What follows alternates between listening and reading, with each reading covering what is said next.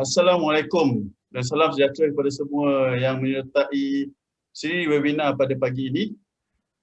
Terima kasih atas penyertaan anda dan kami amat menghargainya. Alhamdulillah, dengan izin Allah kita dapat bersama dalam program anjuran Malaysia Productivity Corporation. Pertama kali saya ingin mengucapkan ribuan terima kasih kepada MPC, terutamanya kepada Ketua Pengarah MPC Wilayah Tengah, Dato' Abdul Latif Haji Abu Seman, Pengarah Productivity Advisory and Consultancy Services, Tuan Rosmi Abdullah, serta Koordinator Program kita, Puan Kartin Haslinda. Bersama saya lagi, Kamarul Nizam Rahmat, moderator anda pada pagi ini untuk siri ketiga dalam siri webinar peningkatan produktiviti dari usahawan untuk usahawan. Baiklah, sebelum tu saya terangkan secara ringkas dua siri webinar kita yang terdahulu yang telah diterangkan. Yang pertama, rangka kerja perniagaan anjal untuk SME.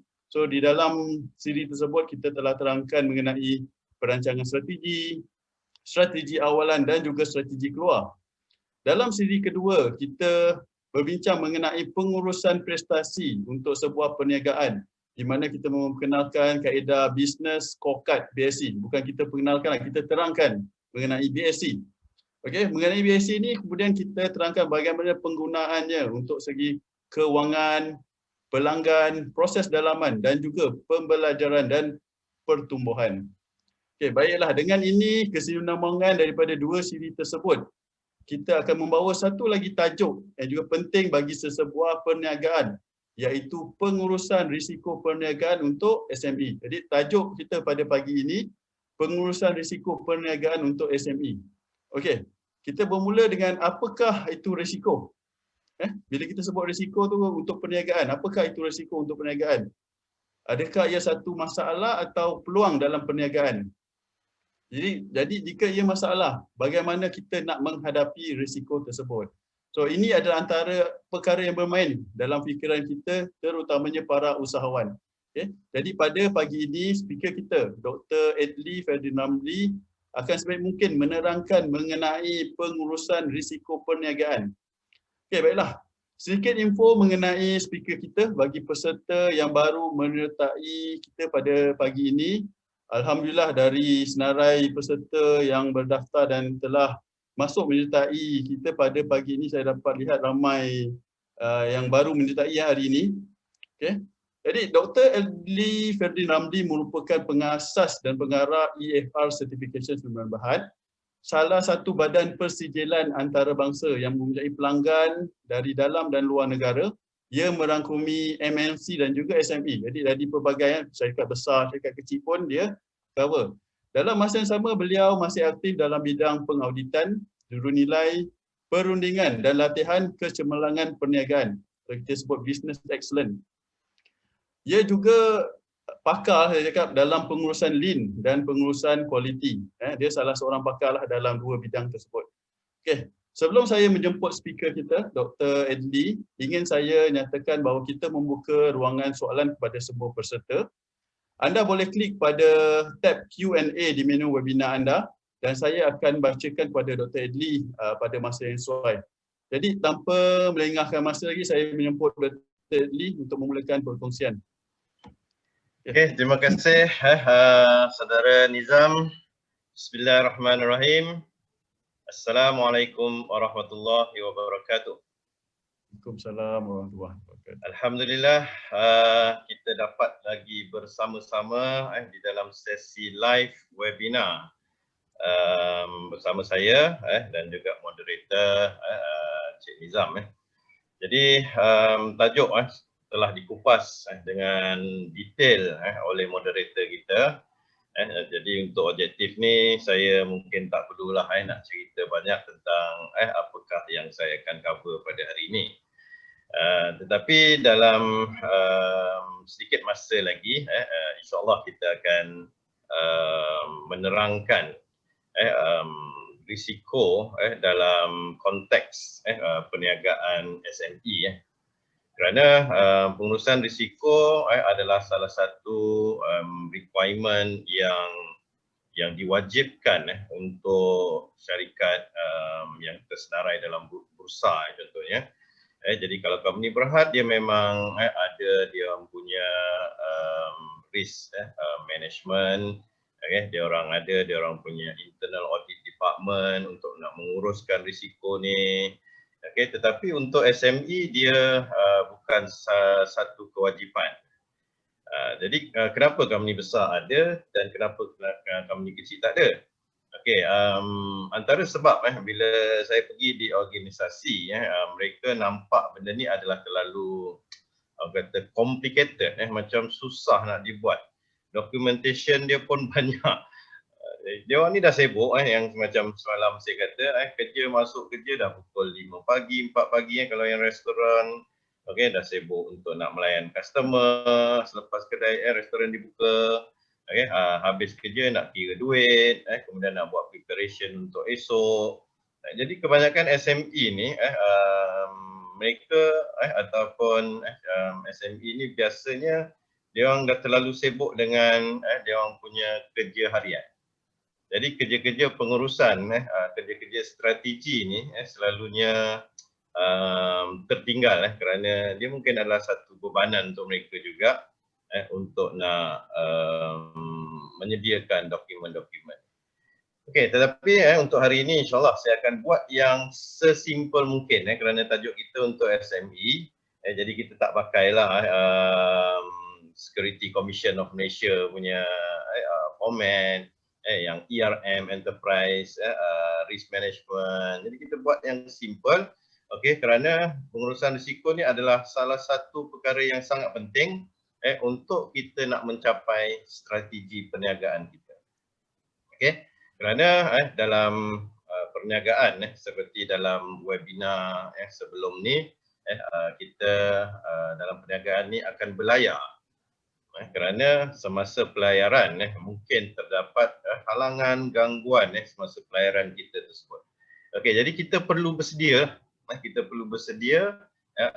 dengan apa juga halangan dan rintangan. Dan dengan kuasa Allah insyaAllah kita dah berusaha. Kadang-kadang tu kita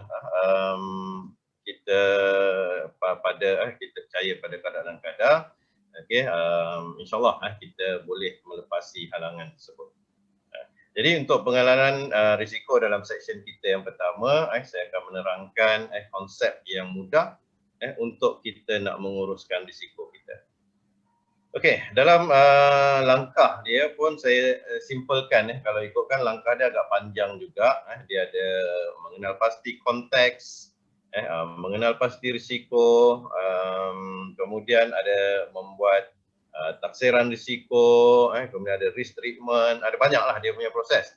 Jadi hari ini saya simpelkan dua je, kenal pasti taksir, terus kemudian identify kalau telah kita taksir, contohnya dia adalah berisiko tinggi, dia adalah high risk.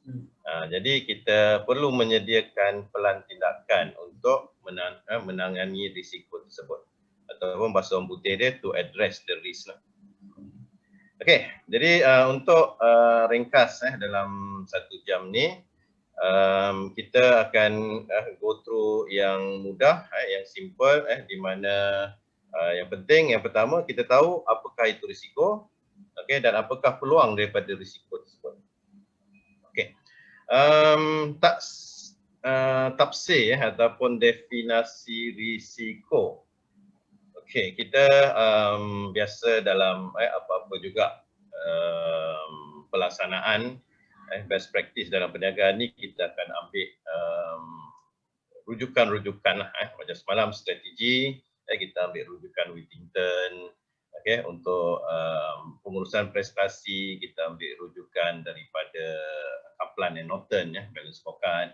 Dan hari ini rujukan yang kita akan gunakan adalah berdasarkan satu standard antarabangsa, ISO 31000. Dia adalah garis panduan untuk pengurusan risiko. Tapi dia complicated lah Encik Nizam. Kita pemudahkan bila baca standard tu macam banyak benda nak kena buat. Sebab bagi SME ni kalau dengar ISO je macam satu perkataan yang menyeramkan. Masa dia ada audit. Betul. Okay. Dia ada penyediaan dokumen yang banyak. Sebenarnya ISO 9001 pun sebenarnya ada mewajibkan mengenal pasti risiko dan juga action to address risiko ataupun tindakan untuk nak menangani risiko tersebut. Okey, jadi definisi dia ikut ISO 31000 dia adalah kesan ketidakpastian mengenai objektif. Okey, jadi keywords yang ada dekat sini adalah ISO digunakan perkataan objektif. Okey, semalam kita gunakan perkataan pengukuran prestasi. Okey, jadi dia adalah dua benda yang sama. KPI pun sama juga, Key Performance Indicator. Okey, jadi ketidakpastian, contohnya kita meletakkan satu sasaran untuk nak mencapai keuntungan di dalam perniagaan. Okey, tetapi kita ada sesuatu yang kita tidak pasti. Yang kita tidak pasti sama ada kita boleh capai tersebut. Di mana dia ada mungkin situasi, kita target mungkin nak dapatkan keuntungan lebih daripada 100,000 contohnya pada tahun 2020. Tetapi terjadi sesuatu ketidakpastian kerana 18 Mac tarikh keramat untuk kita orang usahawan 18 Mac 2020. Tiba-tiba terjadinya PKP. Pelaksanaan PKP ni cakap Melayu apa? Perintah kawalan pergerakan. Jadi tiba-tiba ada perintah kawalan pergerakan. Perniagaan tidak boleh dibuka, pekerja tidak boleh datang kerja, tetapi supply boleh, logistik punya kami dibenarkan. Tapi apabila kilang tak boleh buka, pekerja tak boleh datang, walaupun logistik boleh bergerak, kita masih lagi tidak boleh bergerak. Jadi ketidakpastian tu tidak disangka-sangka. Walaupun dia tidak disangka-sangka, COVID ni, Allah ni dia Maha Penyayang, dia bagi juga tanda. Allah bagi juga tanda, contohnya pada bulan 12 ada kes COVID. Tetapi semua nampak macam sah pada waktu tu, macam tak pernah lah terjadi PKP ni. Tetapi dalam bulan Januari, bulan Februari kita dah nampak di China bandar mereka telah ditutup. Jadi ada kemungkinan bandar kita pun boleh ditutup juga. Jadi sebenarnya tanda-tanda telah ada. Jadi dalam pengurusan risiko ni kita kena kenal pasti apakah potensi yang akan mengganggu perniagaan kita. Apakah perkara kita buat perumpamaan pelayaran lah. Semasa pelayaran ni kita boleh expect something yang contohnya ribut, ombak besar, ataupun kerosakan enjin kapal. Jadi benda-benda ni kita dah boleh kenal pasti daripada awal. Pasal ketidakpastian ni kita dah bersedia dah, tetapi ada kemungkinan dia benda tu berlaku. Kita pun dah tengok dah ramalan cuaca contohnya. Tetapi dalam masa yang sama dia mungkin berlaku. Jadi lebih baik kita bersedialah.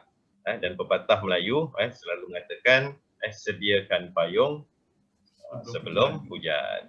Jadi pengurusan risiko ni sangat penting. Tapi itu pepatah Melayu lah. Zaman sekarang orang dah tak pakai payung lagi kot. Ada yang pakai baju hujan ke. Dah naik kereta kan, jadi dah tak payahlah payung-payung. Tapi sediakan juga payung kat kita kan. Jadi kita letak objektif kita. Objektif kita melalui balance scorecard yang kita sambung daripada yang kita kongsikan semalam. Dan sebenarnya apabila kita tengok risiko ni, kita biasanya fokus kepada negatif. Tetapi ISO juga menyatakan ketidakpastian yang positif juga dikira sebagai risiko. Cuma pagi ini saya akan fokuskan kepada yang negatif, yang halangan, yang gangguan. Okey, itu adalah tafsir risiko. Jadi bahasa mudah dia, apa-apa yang boleh mengganggu prestasi kita, sama ada prestasi untuk memberi khidmat kepada pelanggan dengan baik, prestasi operasi kita, prestasi learning and growth kita, apa juga ketidakpastian, dia didefinisikan sebagai risiko. Okey, jadi kita pergi kepada contoh yang saya kata tadi. Company Berhad memang wajib kena ada. Dia adalah prinsip B, prinsipal B, di mana perlu ada efektif internal audit department. Dia kena ada audit committee dan dia ada risk management. Audit committee ni akan mengenal pasti risiko dan mengawal risiko dan menjalankan audit kepada risiko-risiko tersebut. Ini adalah untuk company Berhad. Jadi kalau kita buat exit plan untuk pergi kepada company Berhad, kita dah boleh bersiap sedialah dengan awal kerana dia adalah salah satu requirement untuk company Berhad. Okey. Perumpamaan yang daripada daripada kita punya webinar yang pertama Encik Nizam, iaitu strategi. Saya gunakan perumpamaan risiko dalam perniagaan adalah menggunakan analogi pelayaran. Okey, jadi contoh-contoh gangguan tadi, saya kata mungkin ada gangguan yang kita boleh kaitkan dengan cuaca, cuaca yang tidak menentu. Dalam perjalanan kita, kadang-kadang ada cuaca yang baik, perjalanan laut tenang, kita kalau gunakan layar lah, kita tahu layar, angin pun cukup. Jadi basically kalau ada sesuatu yang luar biasa dengan kuasa Allah, so kadang-kadang apa yang berlaku ialah datang ribut. Ataupun kalau kita gunakan layar, masalah kita ialah kita tak ada angin pula pada waktu tersebut. Angin tak ada pada waktu tersebut. Jadi cuaca adalah salah satu contoh gangguan ataupun perkara yang boleh menghalang kita menuju ke destinasi kita. Okey, dalam perjalanan juga ni semalam ni saya ada bercerita dengan salah satu peserta webinar yang ada WhatsApp saya lah. Dia bagi contohnya dalam pelayaran ni ada juga lanon-lanon. Lanon-lanon yang nak acah-acah, yang mungkin nak menyamun, nak merompak, nak mencuri. Jadi mungkin dari segi persediaan kita nak buat ialah kita kena buat persediaan security, persediaan keselamatan. Jadi kita nak kenal pasti juga dalam perjalanan kita nak menuju kepada destinasi ini, ada tak perkara-perkara yang mungkin terjadi. Tapi dalam masa sama mungkin kita tersalah masuk kawasan, tadi termasuk kawasan Lanon. Kita termasuk kawasan negara luar di mana ada perundangan dekat situ. Termasuklah contoh termasuk ke Israel. Dan dia suspek kita bawa senjata, kapal kita mungkin akan ditahan. Jadi dalam niaga pun sama juga, kalau kita sedang berniaga, tiba-tiba SPRM datang, dia kata mana dapat dana banyak-banyak ni. Ini cuci duit scammer ke? Okey, jadi kena tahan ataupun kena perundangan lah yang kata mengganggu lah, sepatutnya dia kita kena jawab, kena pergi disoal siasat. Jadi ini adalah dalam perniagaan contoh-contoh kemungkinan gangguan, terutamanya kalau SME ni kita risau-risau dia orang mungkin tiada lesen perniagaan, okey, mungkin dia tidak mematuhi perundangan atau pekerja, kerja lebih masa, menggunakan buruh asing yang tidak mempunyai permit.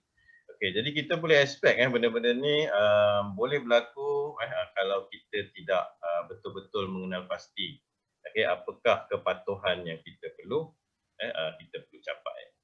Jadi sama seperti pelayaran, risiko-risikonya pun analogi-analoginya pun hampir sama.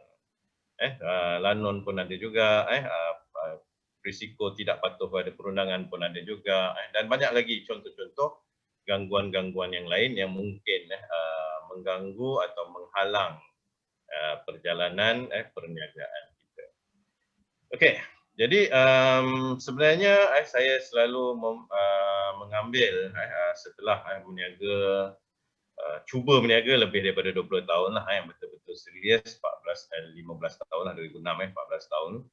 Okey, jadi saya selalu mengambil prinsip di mana gangguan ataupun halangan ini adalah sebagai satu ujian. Okey, tapi mula-mula setahun 2 tahun pertama ni dia macam stres dia lain macam lah. Bila kata bisnes tak dapat, kerja banyak, payment customer sangkut, telefon dia kata terhilangkan invoice, bagi invoice dia kata bos dia tak ada nak sign check. Okey, jadi benda-benda halangan ni terjadi di dalam perniagaan. Masa waktu tu 2 tahun berniaga 2008 lah saya ingat saya. Okey, memang 3 bulan kerja ada tapi payment tak masuk-masuk. Jadi kita pun rasa macam tertekan bila dapat situasi macam ini. Okey, tetapi selepas lebih matang sedikit dalam perniagaan selepas 2010 kita introduce beberapa produk-produk yang baru. Okey, saya nampak sebenarnya apabila berlaku perkara tersebut, okey, sebenarnya dia betul-betul minta kita untuk muhasabah. Allah ni Maha Kaya, okey, dan Maha Penyayang pasal dia mungkin nampak setelah 2 tahun enjoy dalam bisnes ni, bisnes duit banyak masuk, dia tersasar dalam perjalanan destinasi dia adalah benda-benda yang tak betul dibuat pada waktu tersebut. Jadi masa 2008 terjadi 3 bulan payment tak masuk tu, betul-betul saya kaji balik. Saya kaji balik apakah sebab-sebab ataupun punca-puncanya.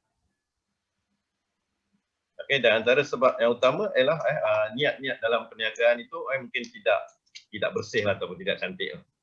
Jadi sebenarnya apabila berlaku ujian, bila kita telah matang, kita nampak dia adalah peluang untuk kita muhasabah balik. Peluang sebenarnya untuk kita belajar daripada kesilapan, dan juga peluang untuk kita menambah baik. Jadi bohonglah kalau siapa yang berniaga tidak ada apa-apa dugaan ataupun cabaran. Dia mesti ada. Kadang-kadang ada yang kita telah kenal pasti awal. Kalau kita tak kenal pasti awal, sekurang-kurangnya kita notekan balik. Yang ni kita tak kenal pastilah risiko ni. Masa mula-mula berniaga ni tak terfikir pula payment boleh dapat lambat.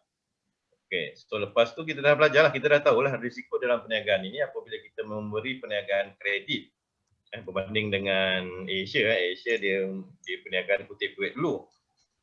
Okey, dia kutip duit dulu, dia dapat kurangkan risiko. Mungkin dia dah kenal pasti risiko dalam perniagaan dia apabila dia bagi kredit kepada ejen-ejen travel agent.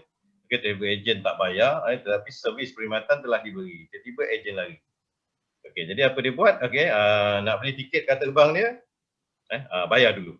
Dia simpan duit kita dulu. Okey, jadi dekat situ belajar daripada kesilapan sebenarnya. Dan setiap ujian yang dihadapi dihadapi oleh usahawan mampu menjadikan kita lebih kuat. Okey, dan firman Allah Taala pun untuk orang-orang yang beriman ni Allah akan uji. Okey, dan dengan ujian tersebut menjadikan kita jadi lebih kuat iman kita dan juga kita dapat pergi dengan berlayar dengan lebih lebih baik berbanding dengan sebelumnya. Okey, walaupun dia satu peluang tapi kita tidak doa lah, tak doa lah. Macam tak ada ujian lah berniaga ni. Macam tak ada thrill lah. Jangan pula doa. Mudah je memang. Jadi apa yang kita perlu ialah kita minta dengan Allah, minta jauh lah. Pasal kadang-kadang kita takut ada ujian-ujian yang terlalu berat untuk kita. Kita minta jauhkan ujian-ujian yang berat. Kalau ada ujian-ujian yang kita mampu, kita ada dalam surah Baqarah, ayat yang akhir, ada mengatakan kita minta dengan Allah bagi ujian-ujian yang mampu untuk kita, kita atasi untuk tangani. Okey. Jadi risiko sebenarnya adalah sesuatu peluang untuk menjadikan kita baik, tetapi kita perlu bersedia juga. Kerana orang yang tidak bersedia, dia menjadi golongan qadariyah lah, yang letakkan pada qadar dan qadar saja. Jadi dalam perniagaan ni kita perlukan usaha, dan kemudian baru meletakkan pada qadar dan qadar. Okey, jadi dalam usaha tersebut apa yang kita perlu buat? Kita boleh gunakan teknik yang agak mudah ataupun yang simple, di mana apa juga risiko yang kita pernah hadapi, kita kenal pasti dia. Sama ada dia adalah yang pernah berlaku sebelum ni, dan juga apa yang mungkin boleh berlaku. Yang sudah berlaku contohnya macam COVID-19 ni lah. Tarikh Rahmat 18 Mac tu terjadi. Jadi masa mula-mula saya lebih kurang bersedia lah kalau setakat tak kerja 1 bulan tu insyaAllah lah. Tapi bila announcement tu tambah 2 minggu, tambah 2 minggu. Jadi dia panik juga sikit lah masa dia cakap masa yang amat berhormat. Extend. Dia mula-mula bagi 2 minggu tu kita masih lagi tenang lah. So tiba-tiba lepas minggu dia kata tambah lagi 2 minggu. Kemudian Singapura buat circuit breaker pula pada waktu tu. Jadi walaupun persediaan dah dibuat, kita memang boleh meneruskan perniagaan. Kita ada cash reserve contohnya. Cash reserve boleh bertahan 2 hingga 3 bulan. Sebenarnya boleh jugalah kalau nak buat khidmat masyarakat kepada pekerja kan, bagi gaji tanpa kerja. Tapi 2 bulan boleh lah, 3 bulan sakit hati lah.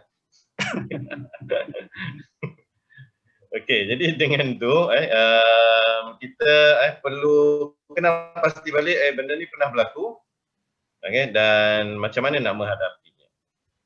Dan pula sekarang ni kita telah terlalu realize pula dengan internet.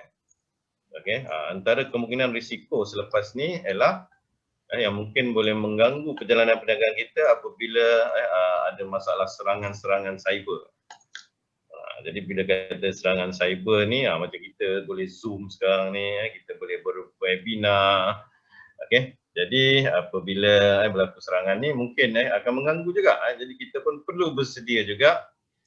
Dari segi persediaan ini termasuklah pencegahan. Dia ada dua lah. Satu adalah pencegahan, risk treatment ni. Dan yang kedua adalah untuk mengurangkan impact, kesan kepada perniagaan jika ia terjadi. Jadi kalau dapat cegah itu yang lebih baik lah. Contohnya kalau serangan cyber ni kita telah bersedia dengan firewall. Kita gunakan syarikat-syarikat yang besar. Contohnya saya agak confident lah nak gunakan Microsoft dengan Google ni. Pasal kalau Microsoft down, saya rasa satu dunia down. Kalau Google down pun saya rasa satu dunia down. Jadi kita bersedia jugalah untuk menghadapilah kemungkinan punca risiko yang mungkin berlaku pada kita.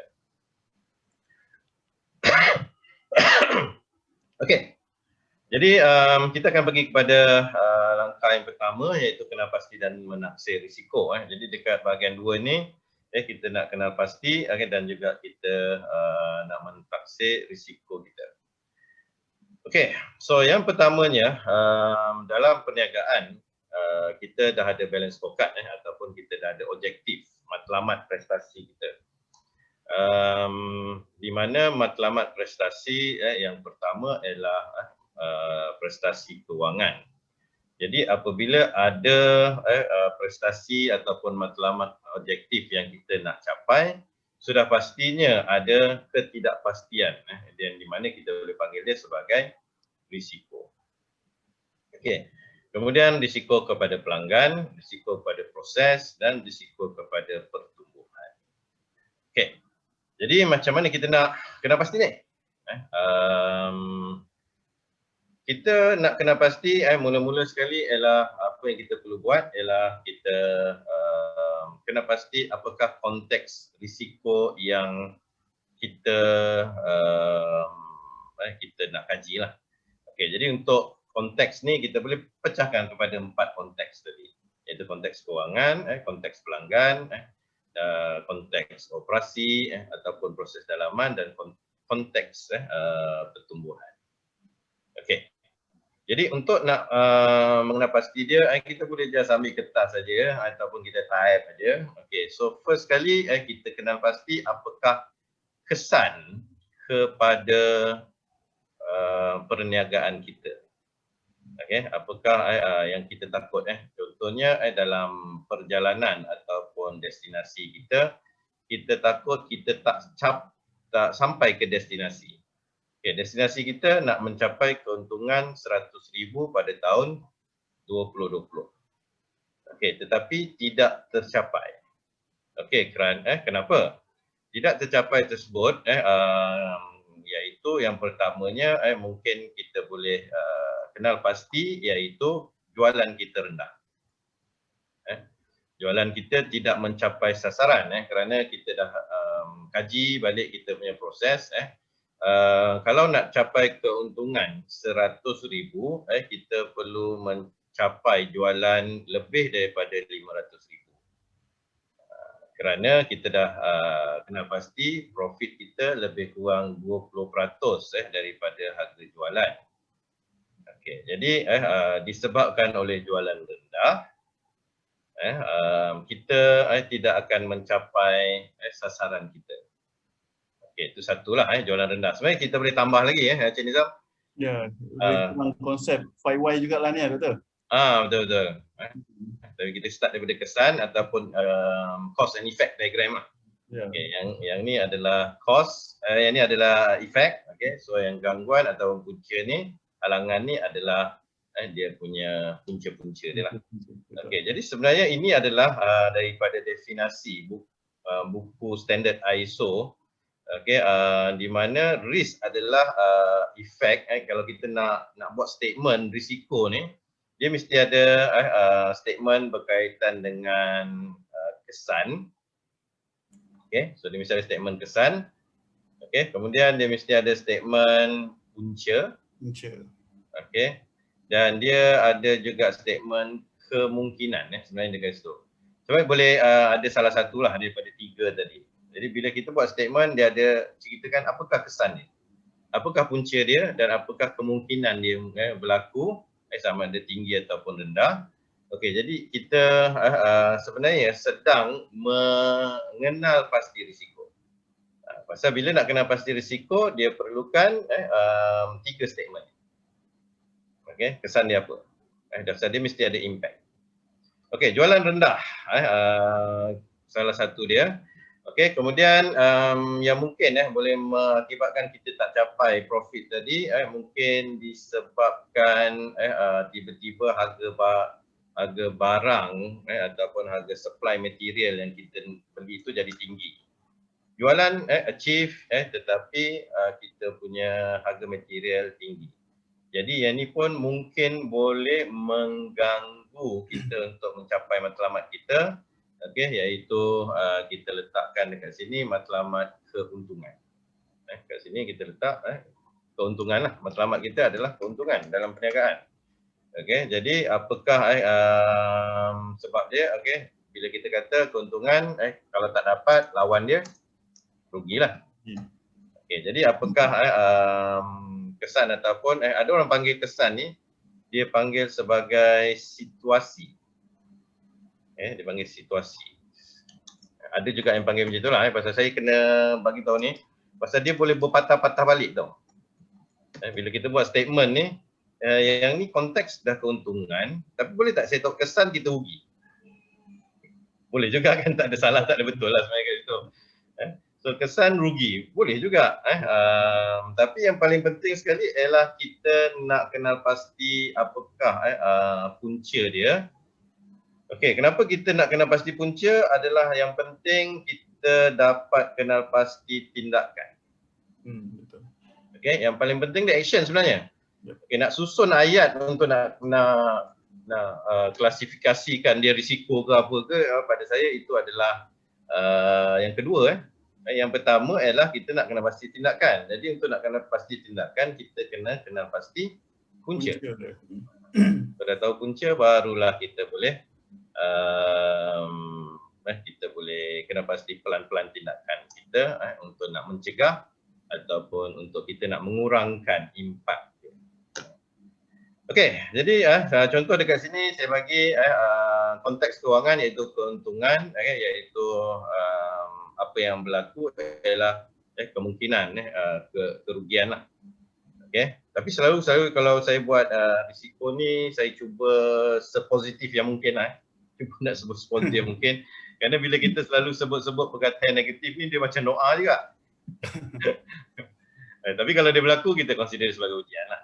Kalau dia berlaku sebagai ujian, itu kena kuat lah untuk usahawan, you kena kuat lah dekat situ. Dan kita pun nak kena expect dan bersedia. Okey, jadi situasi jualan rendah, kenapa pada 2020 jualan rendah ialah kerana pelanggan tidak dapat membeli barang. Okey, pasal kena PKP. Okey, jadi tahap risiko sebab kita buat taksiran, kita buat taksiran dengan cepat. Kat sini kita buat taksiran, tahap dia tinggi ke rendah? Kita taksir. Okey, so sekarang ni dah pernah berlaku. Okey, dan dia masih lagi tinggi walaupun pada tahun 2021 kejap-kejap PKPB, lepas tu PKPD, ada CMCO, macam-macam lah. Macam-macam boleh berlaku dan Johor ni pun taman saya tadi pun ada 3 kes telah confirm case. Jadi kemungkinan untuk yang macam PKPD tu kita seram-seram juga lah, mana tahu tiba-tiba dia buat lagi banyak testing lagi ramai lagi dengan saya kat rumah terkurung semua lepas ni. Encik Nizam pun dia dah kena quarantine kendiri kan. Quarantine sendiri ni, duduk rumah self quarantine. Self quarantine pasal ada kontak berhubung dengan kontak rapat walaupun bukan berhubung dengan yang positif kan. Okey. Jadi ini adalah satu yang kita dah panggil dia sebagai satu risiko yang tinggi. Okey, jadi of course apabila tinggi kita perlukan tindakan. Wajiblah. Okey. Kalau yang sederhana ni saya panggil dia sunat muakkad lah. Okey. Kalau yang tinggi ni memang wajib kita nak kena ada tindakan kita. Okey, jadi sebab tu kita kena buat sikit taksiran lah kerana kita nak buat prioritization. SME dia dah sibuk dengan kerja harian. Jadi yang mana risiko-risiko yang sederhana ni catatkan saja, take notes. Okey, kalau berlaku mungkin letak je lah, kita dah ada persiapan sedikit lah. Mungkin tidak sehebat persiapan jika tahap risikonya adalah tinggi. Okey, jadi kalau sederhana ni saya panggil dia sunat lah. Jadi sunat kita adakan dia punya tindakan. Okey, jadi tindakan sama ada wajib ataupun sunat ini kita perlu kenal pasti daripada awal. Okey, saya ambil contoh yang kedua konteks pelanggan. Dekat sini situasi dia adalah pelanggan tidak berpuas hati dengan kita punya servis ataupun dengan penghantaran kita. Ada mungkin dia punya gangguan punca ialah kelewatan. Okey, sebenarnya macam Encik Nizam tadi kata boleh YY lagi boleh terus tanya lagi kenapa lewat ni courier punya problem ke. Kita pernah hadapi dengan pos laju. Seminggu, 2 minggu dia tergantung. Walaupun laju tu jadi PL tu bukan pos laju dah, pos lambat dia orang panggil. Minta maaf pos laju mungkin dah improve sekarang. Okey. Jadi kita tanya why kenapa, adakah silap kita ataupun silap luaran daripada logistik. Kita tanya lagi. Okey, jadi kalau silapan dalaman kita boleh immediately. Kalau silapan luaran mungkin kita boleh kenal pasti sumber kedua. Kalau kita nak kurangkan risiko, contohnya kalau dalam perniagaan kita ni selalu sangat supplier ni hantar ayam lambat. Kita dah siap tumis, ayam tak sampai-sampai lagi, nak basuh pun tak sempat. Itu yang ayam tak basuh tu masuk kuali. Okey, jadi mungkin kita perlu kena pasti sos yang kedua yang lebih baik. Itu adalah tindakan yang kita perlu buat lah. Jadi dekat sini kita boleh kena pasti lagi apakah gangguan-gangguan yang menyebabkan pelanggan tidak berpuas hati, kita boleh tambah, dan kita boleh kena pasti apa juga dia punya tindakan-tindakan. Okey, jadi so far Encik Nizam ada soalan-soalan ataupun boleh saya interrupt saya? Tak apa, kita proceed dulu. Ada soalan ni tapi saya akan kumpulkan sikit, nanti kita mungkin stop awal, saya akan soal. Okey. So hari ni boleh stop awal lagi ni. Okey, semalam terlajak-lajak tapi tak apa. Jadi yang penting apa perkongsian kita sampai. Okey, jadi dari segi taksir tadi, kalau kita gunakan teknik yang kuantitatif, kita boleh buat kiraan risiko yang mana tahap sangat tinggi, tapi untuk SME mungkin kita boleh buat yang simple sahaja. Okey, iaitu kita hanya kenal pasti risiko dan juga kita taksirkan dia dengan menggunakan konsep paling risiko tu rendah. Itu satu. Yang kedua, risiko tu sederhana ataupun risiko tu tinggi. Okey, jadi kalau tadi saya kata bila kata tinggi tadi wajib. Okey, yang sederhana tadi sunat ataupun sunat muakkad lah. Jadi kalau yang rendah tadi nak consider apa Encik Nizam? Rendah makruh tak? Tidak adalah sampai makruh. Dia nak buat boleh, harus. Harus. Nak buat boleh, tak boleh tak apalah. Nak buat pun tak apa. Tapi at least dia tahulah ada risiko tu. Mungkin pada waktu tu rendah dan risiko ni dia boleh berubah dari masa ke semasa. Dari masa ke semasa mungkin dia boleh berubah. Okey, jadi kita kena sentiasa revisit balik nota-nota catatan kita yang berkaitan risiko tadi.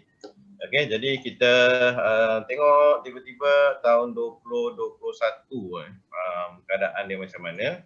Okey, sebelum ni kita meletakkan satu sasaran yang tinggi Okey, jadi macam untuk saya 2021 saya letak sasaran yang tidak terlalu optimis lah. Tapi kalau dapat alhamdulillah.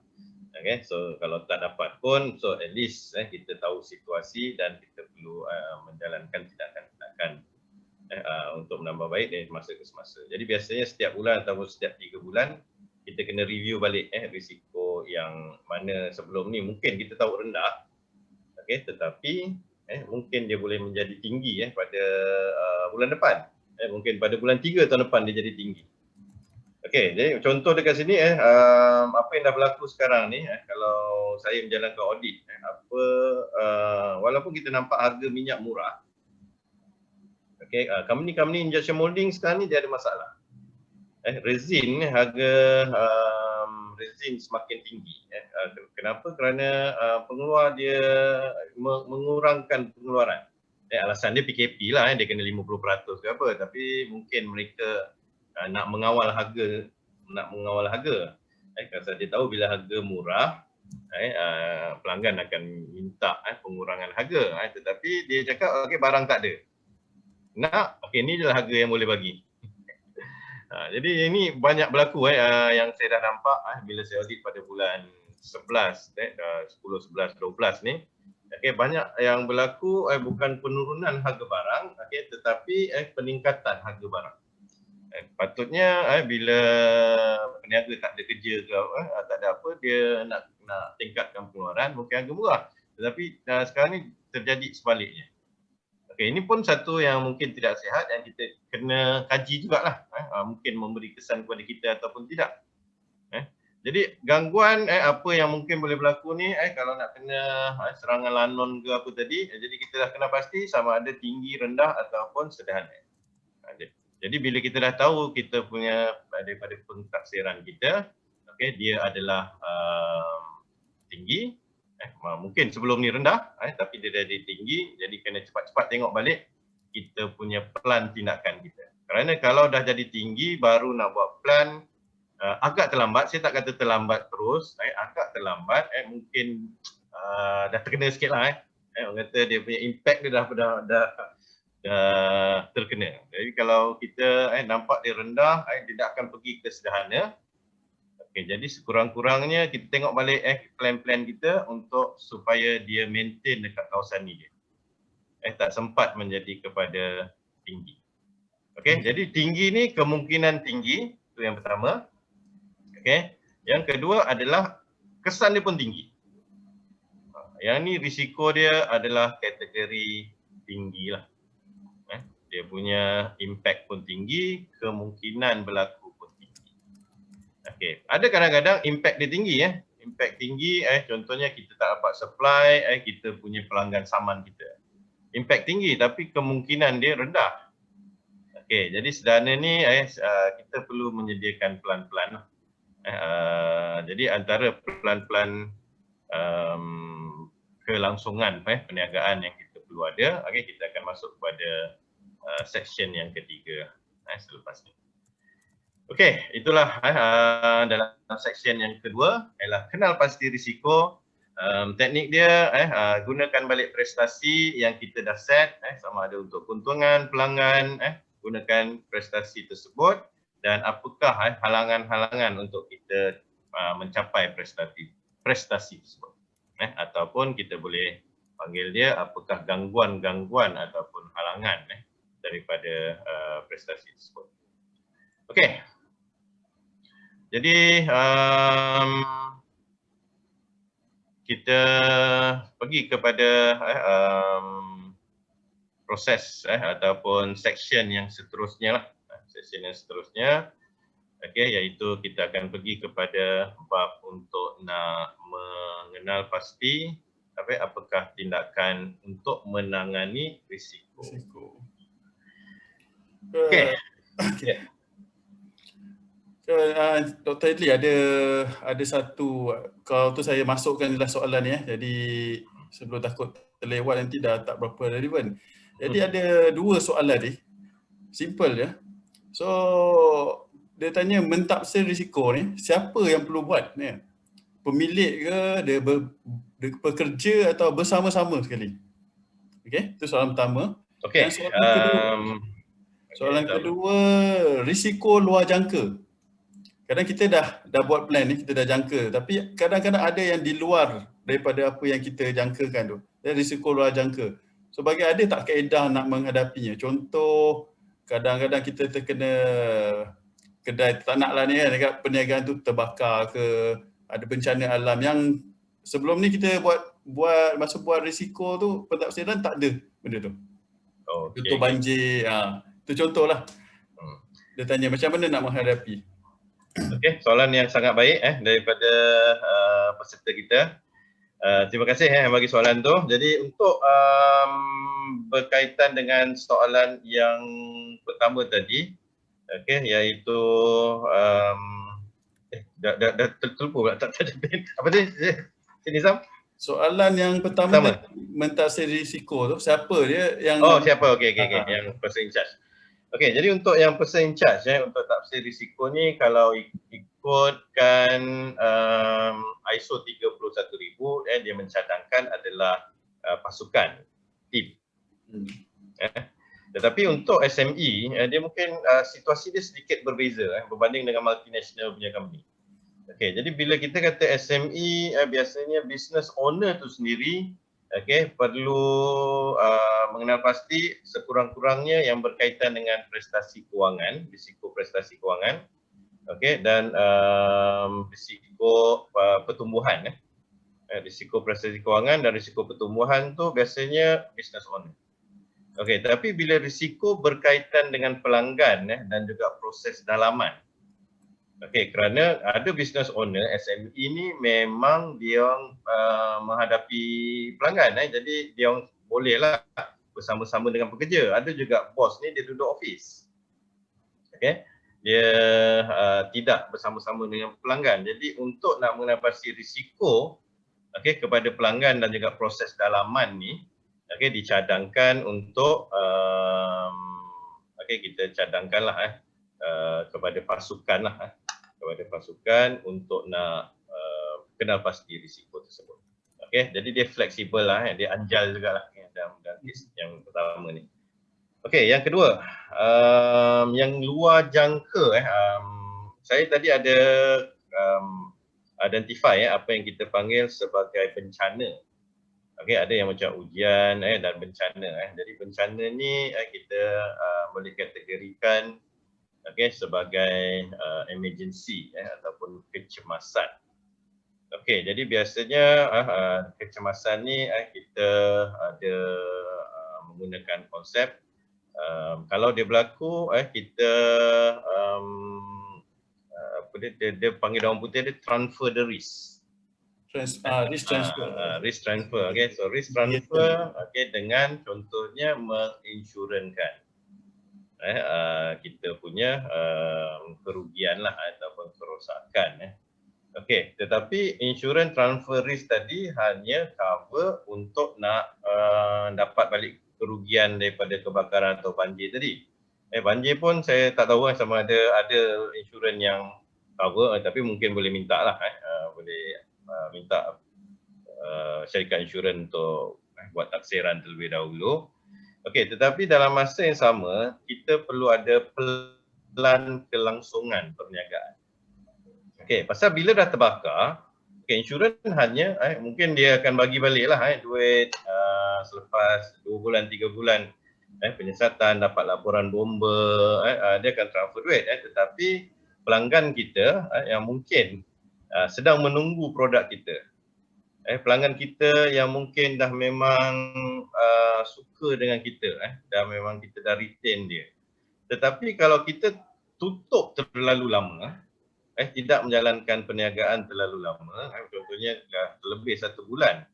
Okey, jadi yang pertama pelanggan mungkin akan lari kepada pembekal yang lain. Jadi perlu ada pelan kelangsungan. Pelan kelangsungan ni atau business continuity plan perlu disediakan jika berlaku disruption ataupun halangan tadi tiba-tibalah kapal kita enjin rosak kat tengah laut. Okey, jadi kita ada radio unit bantuan.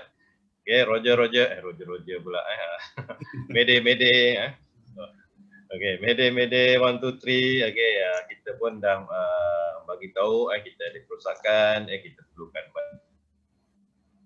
bantuan. Okey, mungkin kita dah ada second source mungkin pelanggan kita kita masih lagi servis tetapi kita bagi servis yang berbeza sedikit lah untuk nak continue tu supaya nak retain ada. Jadi BCP ataupun business continuity plan ni kita sediakan jika berlaku disruption. Okey, itu untuk soalan yang kedua tadilah. Okey, jadi business continuity kita kena bersiap sedia iaitu untuk nak menangani risiko ni tadi. Pasal ni ada sambungan daripada soalan 2 ni. Jadi saya teruskan kepada tindakan. Okey, jadi untuk tindakan basically kita boleh menangani risiko dengan cegah dia daripada berlaku ataupun kita kurangkan impact dia. Pencegahan tu penting kalau insurans pun kita nak transfer risk tadi insurans pun premium dia akan tinggi kalau kita tak ada aktiviti pencegahan, tak ada fire extinguisher, tak ada kata apa yang keluar daripada atas tu sprinkler, water sprinkler. Okey, sprinkler. Okey. Dia kadang-kadang dia tak lalu. Jadi sebab tu kita perlu bantuan moderator ni. Okey, jadi kita sediakan sprinkler dan kita dah asingkan bahan mudah terbakar ke tempat-tempat yang jauh daripada kita punya pusat pemprosesan. Okey, jadi kita dah cuba sebaik mungkin tetapi kemungkinan ada. Okey, jadi apa yang kita buat, kita transfer lah risk. Jadi premium dia pun tak berapa tinggi sangatlah biasanya kalau kita membuat persediaan awal. Okey, jadi yang kedua adalah mengurangkan impact. Jadi katakan kalau dah berlaku, apakah kita punya continuity plan selepas tu. Dan yang kita perlu bersedia adalah teknik pengesanan awal. So dalam tindakan risiko ni, benda ni kemungkinan boleh berlaku, tapi kita nak kesan awal. Pasal kita tak nak bila dah, contohnya masa awal-awal COVID berlaku tu, semua duduk wait and see. Tetapi bila dah kena MCO, barulah terfikirlah masa mula-mula mungkin 2-3 hari tu, mungkin 2 minggu je lah kot. Tapi bila dah terjadi tu, barulah nak kelang kabut. Bila nak kelang kabut, dekat situ mungkin dah terlewat. Jadi pengesanan awal dan persediaan awal tu penting. Persediaan awal dalam perniagaan untuk kita nak teruskan kelangsungan perniagaan, terus maintain kita punya profitability dalam perniagaan. Apa yang kita perlu ialah kita perlu tindakan berkaitan dengan produk kita. Kalau kita ni terlalu fokus kepada satu produk, 90% adalah produk A. Tiba-tiba berlaku COVID. Ini yang berlaku pada Asia lah sekarang. Dia hanya fokus kepada penerbangan awam. Dia tak fokuskan kepada contohnya kalau dia ada segmen yang lain, penerbangan kargo. Mungkin tidak ada impact dia adalah, tetapi kurang. Pasal kargo still boleh terbang lagi. Yang tak boleh terbang orang takut kena COVID. Barang dia tak takut kena COVID. Pasal barang dia tak boleh kena COVID lah. Jadi kalau dia ada persediaan awal, dia 60% passenger, 40% kargo. Jadi bila berlaku sesuatu yang di luar jangka tadi, yang satu lagi perniagaan masih lagi boleh bergerak lah. Kita boleh masih yang kata nak bernapas lah daripada kapal kita tenggelam tadi, tak ada lifeboat langsung. Kapal nak tenggelam langsung tak ada. Kalau ada kurang-kurangnya satu yang kecil tu, itu kita panggil satu produk mungkin 10% lah daripada kita punya perniagaan. Tapi kalau kita ada kepelbagaian, saya tak minta banyak kerana kita akan kurang fokus.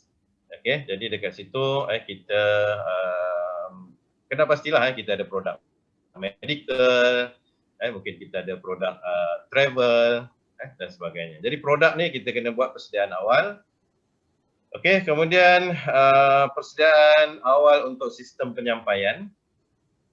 Delivery service.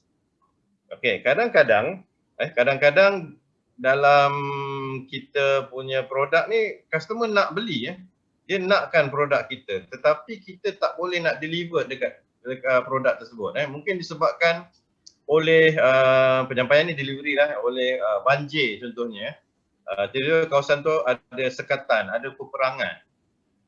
Jadi dekat situ kita cuba pertama baik penyampaian, kita ada beberapa source of logistik.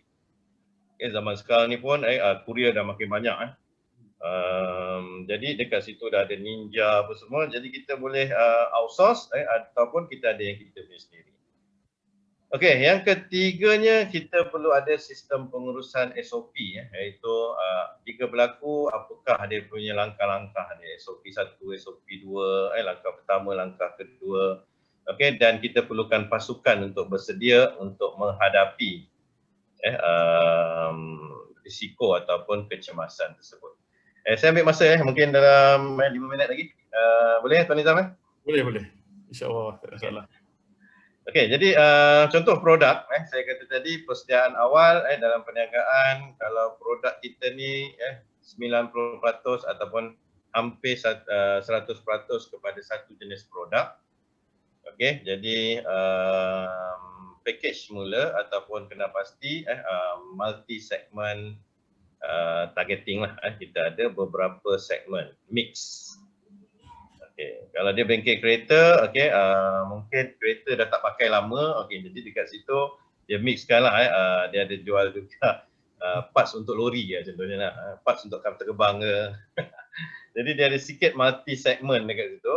Katakan kalau tiba-tiba orang semua dah tak boleh pakai kereta, dia dah tak servis lah. Okey, jadi industri tu mati. Jadi ada industri, ada produk yang kedua, ada produk yang ketiga, dan seterusnya. Tapi persediaan ni awal, kalau kita dah terlambat, okey, kita tak sedia, kita tak tahu siapa customer kita. Okey, jadi untuk nak package semula produk ni, saya galakkanlah nanti saya ada satu lagi webinar yang terakhir, okey, ialah webinar berkaitan dengan pelancaran produk.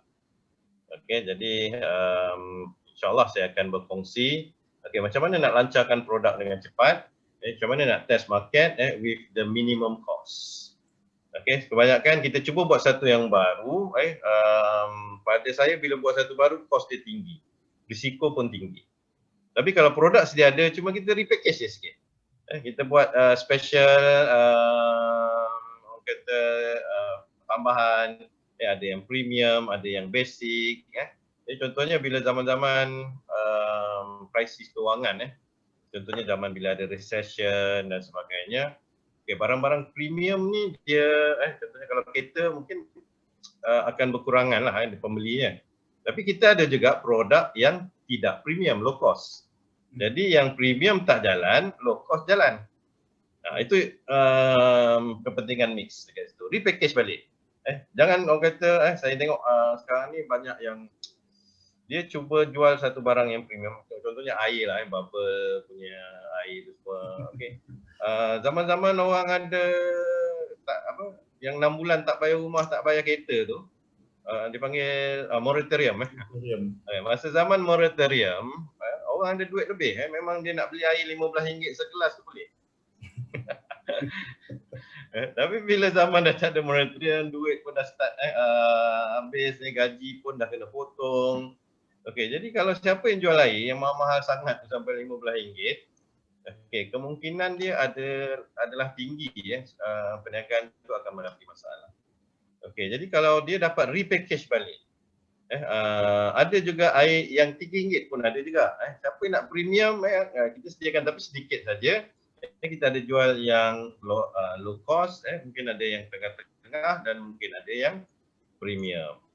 Okey, jadi package semula produk kita pada waktu krisis, recession ataupun inflation, biasanya barang-barang yang mahal ni, mereka yang ada duit, dia akan cuba save lah. Dia takutlah untuk nak invest, kecuali memang risk taker. Risk taker mungkin dia akan invest.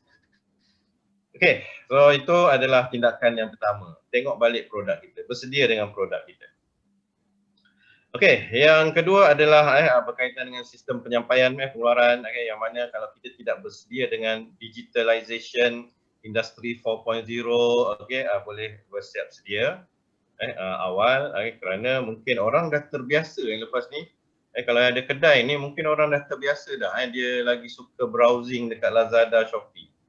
Pasal dia boleh letak je dekat kad, tak ada duit tak apalah, nanti kita kosongkan balik lah kad tu. Bila ada duit dia tekan lah. Jadi dia orang dah terbiasa dengan perniagaan e-commerce ni. Okey, jadi retail masih lagi valid, memang valid. Ada orang suka pergi kedai, saya pun masih suka pergi kedai.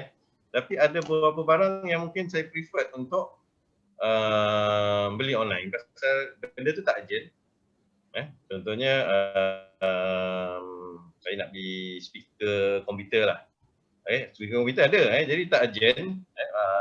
14 days, 7 days pun tak kisahlah. Sampai, tapi kalau benda yang urgent, retail kena pasti pula. Adakah mereka menjual barang-barang yang urgent ataupun kedai masih lagi relevan. Tapi kalau dia boleh jual barang-barang yang orang beli pun tak urgent, jadi mungkin orang dah akan pergi kepada online. Okay, jadi sistem penyampaian, delivery, pesanan dan sebagainya, perlu bersiap sedia jugalah menghadapinya berdasarkan risiko-risiko yang dikenal pasti. Okey, penyampaian pemasaran digital. Okey, dan sebenarnya ada satu lagi yang saya tak masukkan dekat dalam slide saya ni, iaitu sistem pengurusan SOP ni. Okey, jadi sebelah petang nanti, insyaAllah pukul 3, saya akan kongsi dengan lebih detail lagi untuk sistem pengurusan. sistem pengurusan kualiti lah. Jadi saya akan fokuskan kepada risiko pelanggan berkaitan dengan pelanggan dan risiko yang berkaitan dengan ketidakpatuhan kepada regulatory perundangan. Okey, kerana sistem pengurusan kualiti, strategi sistem pengurusan kualiti, matlamat dia adalah untuk consistently meet the customer and regulatory requirement and do the continual improvement.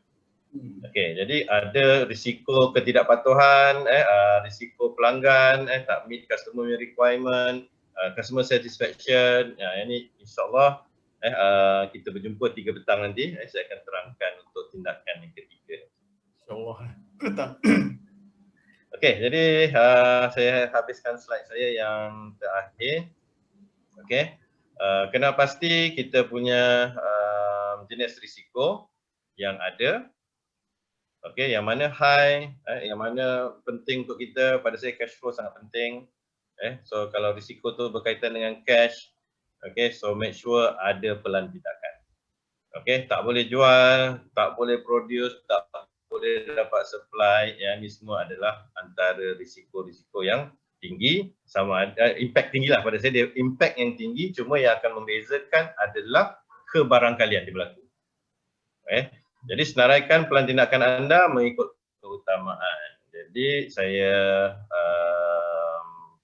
tutup saya punya part, tapi ada question and answer lah, saya boleh tanya soalan.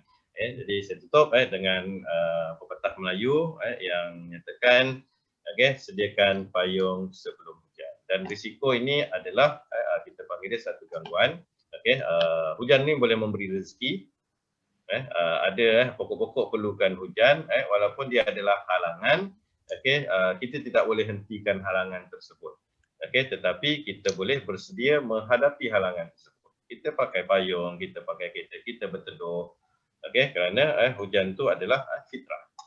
Jadi risiko tu pun memang ada, ujian memang tetap akan ada. Jadi apa yang kita perlu adalah bersedia menghadapi risiko tersebut. Jadi Tuan Nizam, saya serahkan kembali kepada moderator kita. Okey, terima kasih Dr. Adli. Kita ada satu soalan ni lah sebelum kita menamatkan sesi ni. So jadi dia tanya, bila tengok pada slide tuan tadi, slide doktor tadi, tindakan menangani risiko. Dia ada produk, sistem penyampaian, sistem pengurusan. Dekat situ dia nak tanya apa tools yang digunakan. Jadi doktor ada cerita pasal, ada sebut apa 5Y tadi, moderator saya sendiri kat 5Y, dan ada Lean Sigma, 8 Ways. So ini ada salah satu ilmu yang mungkin kadang-kadang para usahawan dia kekurangan dekat situ. Jadi ada tak tools yang boleh digunakan untuk ni sistem penyampaian? Okey, terima kasih Encik Nizam. Alat dan juga teknik ataupun tools and teknik sangat banyak. Even kalau risk pun ada tools and teknik dia. Contohnya kalau dalam safety kan ada high rack, ada risk register.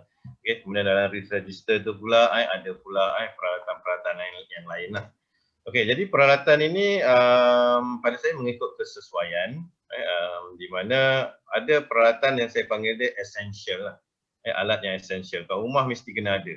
Kalau rumah yang tak ada pisau nak potong untuk memotong makanan ni, dia macam satu yang pelik. Kita pergi rumah, saya bawa kek ni nak potong, ada pisau. Rumah saya tak ada pisau lah, pasal apa? Keselamatan. Jadi pada saya pisau tu satu essential, nak potong buah, nak potong sayur, jadi kena ada alat tu.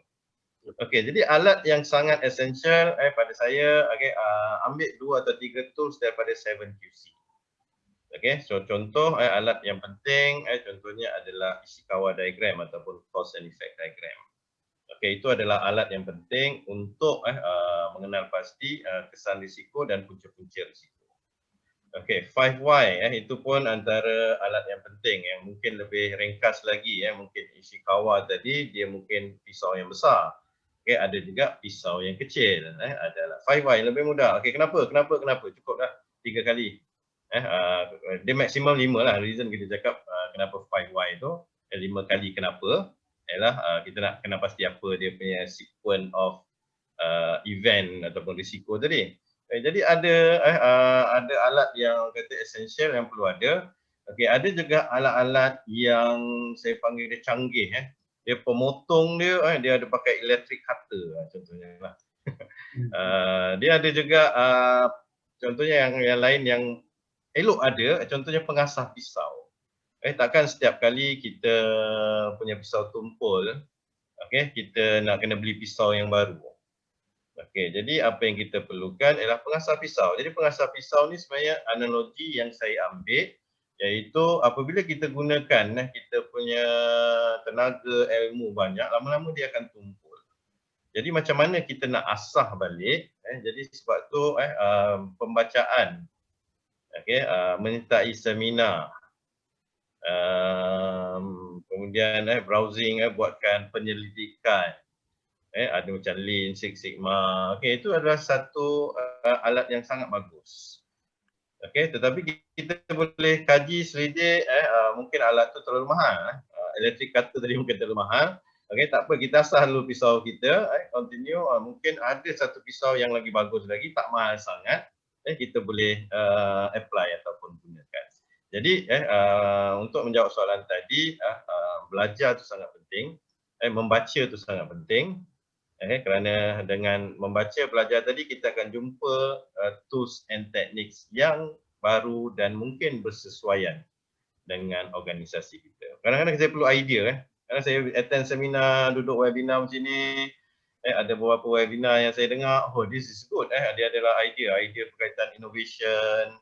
Jadi at least yang kita dah tumpul tadi, dah pernah fikir-fikir macam mana nak buat.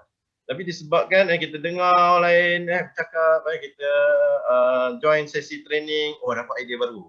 Boleh buat macam ni. Jadi itu jawapan saya, Dr. Nizam. Okey, terima kasih Doktor. Untuk peserta yang bertanya tadi lah. Soalan terakhir lah ni.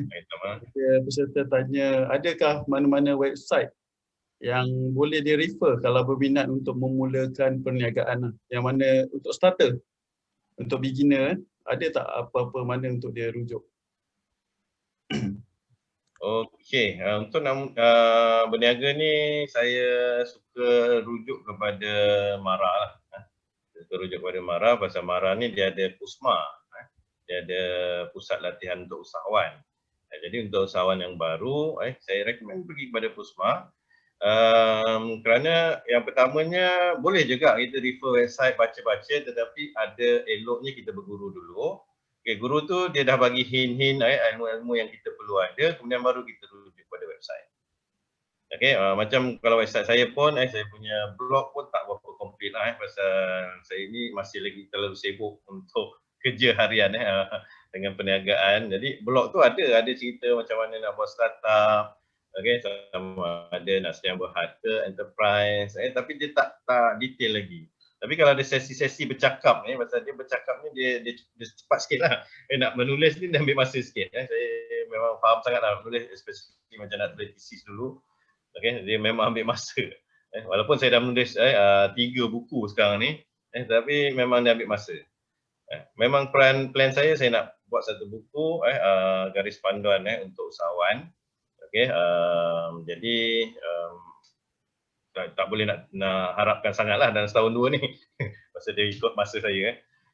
Jadi website-website yang tu just type entrepreneur, pergi ke Google entrepreneur, ataupun kalau nak bahasa Melayu type usahawan, ada macam-macam tip. Tapi cuma data dekat dalam website ni berterabur. So ada yang bersesuaian dengan anda, ada yang tak bersesuaian. Jadi paling bagus adalah rujuk kepada MARA, especially kalau kita perniagaan yang kecil. So dia ada beberapa khusus asas perniagaan. So dari situ insyaAllah boleh dapat idea, dan boleh tanya lah. Dan even kalau nakkan saya pun jadikan perunding, sebenarnya MARA boleh appoint saya, tapi special request lah. Cakap saya nak belajar pasal strategi, atau dia biasanya untuk kami yang dah ada dah ada syarikat lah. Bila kami itu dah ada syarikat, dia pergi kat MARA, saya perlukan bantuan untuk nak mengurus strategi, ataupun saya nak set strategi. Jadi jumpa MARA, MARA mungkin boleh buat matching, ada grant jugalah. Ada grant daripada MARA untuk usahawan nak develop. Okey, itu peluang-peluang yang ada lah. Jadi lagi satu, MPC pun ada banyak program-program SPPE, skim peningkatan produktiviti. Okey, ada yang PPKV, pembangunan vendor. Okey, so register lah dengan diorang. Gunakan pasal taxpayer dah bayar ke dekat kerajaan, jadi gunakan apa juga peluang yang ada untuk nak tambah ilmu. Okey, terima kasih. Bagus soalan tadi. Okey, terima kasih Doktor. Alhamdulillah. Alhamdulillah kita telah selesai sesi perkongsian dari Dr. Edli. Dia harap kita semua dapat manfaat dari ilmu yang dia beri. Semoga anda dapat mempraktikkan dan mengadaptasikan dalam perniagaan anda semua. Jadi kita telah diterangkan mengenal pasti dan mentaksir risiko, bertindak bagi menangani risiko. Dalam bertindak tu kita kena tahu bagaimana nak mencegah, mengurangkan impak dan mengesan dan bersedia awal.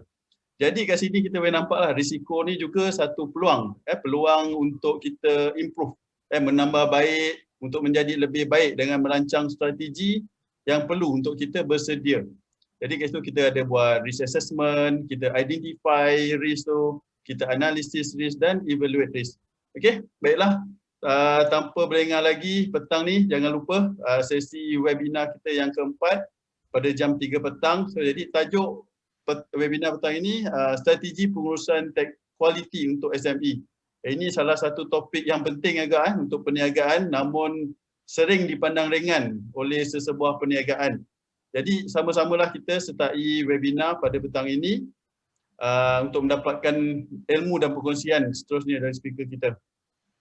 Jika ada sebarang persoalan lanjut, anda boleh melawat www.efrmanagement.com atau email terus kepada edlyramli@gmail.com, edlyramly@gmail.com. Okey, dengan ini saya ingin memohon maaf jika ada terkasar bahasa atau kesilapan. Semoga kita berjumpa lagi dalam siri yang lain. Dan kami ingin mengucapkan terima kasih sekali lagi kepada MPC atas anjuran siri webinar ini. Sekian, terima kasih. Assalamualaikum warahmatullahi wabarakatuh. Waalaikumsalam. Terima kasih semua. Waalaikumsalam. Jumpa petang.